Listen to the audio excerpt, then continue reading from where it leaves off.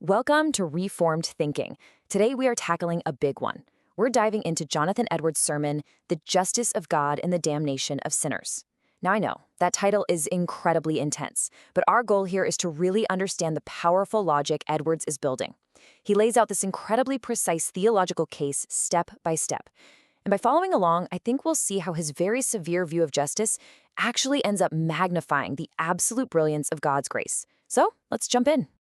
Edwards anchors his entire argument on this one powerful phrase from the book of Romans, that every mouth may be stopped. Now, this isn't just a starting point for him. It's the destination. It's the whole purpose of God's law. The idea is that before any of us can really, truly get our heads around grace, we first have to face a kind of justice that is so complete, so absolute, that it just silences every excuse, every objection, and every single claim we might have to our own goodness. And here it is. Edwards states his central argument, his doctrine, without pulling any punches. He is setting out to prove that this stark reality, that God is just and eternally condemning sinners, isn't just some scary possibility. He argues it's a matter of perfect, divine justice. For Edwards, you just can't appreciate the incredible height of grace until you first measured the terrifying depth of what justice actually demands. So here's our roadmap for tracing Edwards' logic. First, we'll look at the law's main job, to stop every mouth. Then we'll see why sin is a problem for every single person. That leads us to the most difficult part of the sermon, this idea of the infinite weight of sin. From there, we'll explore God's absolute sovereignty, look at why sinners naturally turn away from Christ, and then finally see how this all comes together to give us a profound understanding of justice, grace, and faith. You see, before the Apostle Paul can even get to his main point in Romans, which is justification by faith, he first has to use the law to prove that everyone, everywhere, is guilty. And according to Edwards' reading of Paul, the law has two very specific jobs to do here, both aimed at silencing humanity before a perfectly holy God. This table just breaks it down perfectly. First, the law's job is to stop all boasting. It completely dismantles any attempt we might make to stand before God based on our own good works. Second, it stops all objections. It systematically takes away every possible excuse we could have against God's sentence. So in this view, the law isn't a ladder you climb up to God. It's more like a mirror that shows you exactly why you need someone to rescue you in the first place. Okay, so once the purpose of the law is set, the next logical question is, well, who does it apply to?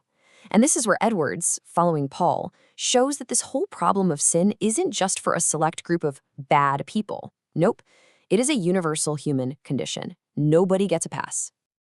Now, you have to understand, this was a radical idea, especially for the Jewish people at the time who really believed their special covenant with God set them apart. But Paul is crystal clear. The law speaks directly to the Jews, those under the law, specifically to prove their guilt.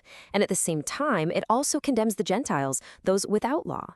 The conclusion is just inescapable. Whether you have the written law of Moses or not, everyone stands guilty. The playing field is completely level at the foot of the cross. And then Paul just starts stacking up the evidence, pulling all these quotes from the Old Testament to build his case. And he's not just saying, oh, people make mistakes. No, he's diagnosing a deep, pervasive corruption that affects every single part of us. From our throats to our tongues, our minds to our feet, sin has infiltrated every part of who we are. This isn't just a minor flaw, it's a state of total rebellion against God. All right, now we're getting to the theological core of Edwards' argument. This is the big one. How could any finite sin, something done in a moment, possibly deserve an infinite punishment? This is where Edwards lays out his framework of what he calls infinite obligation. This is the question that hangs over the entire sermon, isn't it? And it's where a lot of people get stuck.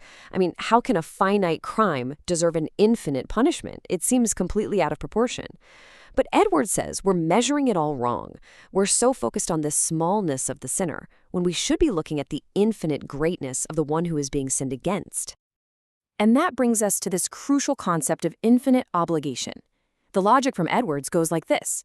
Because God is a being of infinite worth, infinite beauty, and infinite authority, our obligation to love, honor, and obey him is also, by definition, infinite.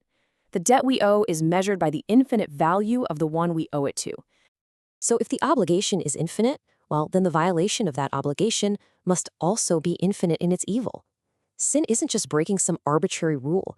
It's a direct offense against an infinitely worthy being.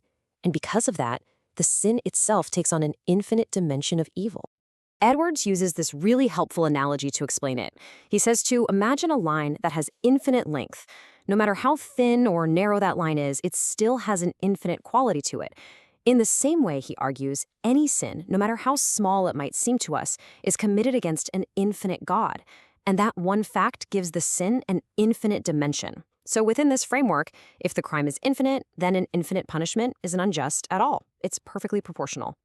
Now, the second pillar holding up this whole doctrine is the absolute sovereignty of God.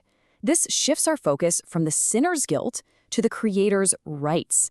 Edwards argues that God, as the sovereign ruler of the entire universe, is under no obligation to act in any way that would compromise his own justice or his own freedom. This slide lays out 3 key rights that Edwards says belong to God because he's sovereign. First, God was not obligated to stop humanity from falling into sin. Second, God had the right to set up Adam as the federal head, or the representative for all of humanity, which means his actions had consequences for all of us. And third, because everyone has justly fallen, God keeps the sovereign right to choose whom he will mercifully save. Grace is a gift. He doesn't owe it to anyone. So if salvation is freely offered, why don't people just take it? This is where Edwards starts to dismantle the common excuses sinners make, especially that claim that they want to be saved, but they just find themselves unable to believe. Edwards argues that this kind of willingness is often just a form of self-deception. And this is the objection, straight from the heart of someone in distress. It sounds so sincere, doesn't it? I want to be saved. I'm trying to be saved. I would give anything to be saved. But Edwards pushes deeper and asks, what is it that you are truly willing for? This slide does a fantastic job of showing the distinction Edwards is making. On one side, you've got what he calls forced compliance. This is a desire to escape hell that's completely driven by self-love and fear. The end goal is just to avoid misery. But that isn't saving faith. What God requires is a free willingness, a heart that genuinely chooses Christ for his own sake. Your desire has to terminate on Christ himself, not just on the good things he can give you. So ultimately, when a sinner says, I just can't make myself willing, Edwards' response is that the problem isn't a lack of ability, it's a lack of sincere desire.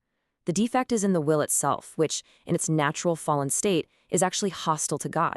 It doesn't truly want Christ on God's terms. And therefore, the blame stays squarely with the sinner. And all of this brings us to the final resolution of the argument. After painstakingly building this case for God's perfect, unassailable justice in condemnation, Edwards finally turns the corner.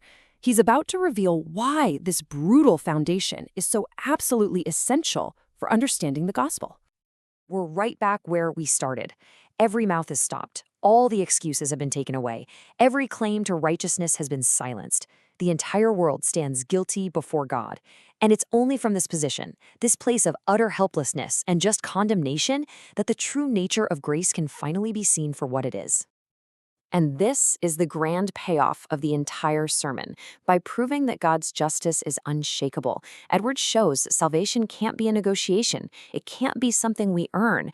God's justice must be fully satisfied. And since we are completely incapable of doing that, Christ satisfied it for us.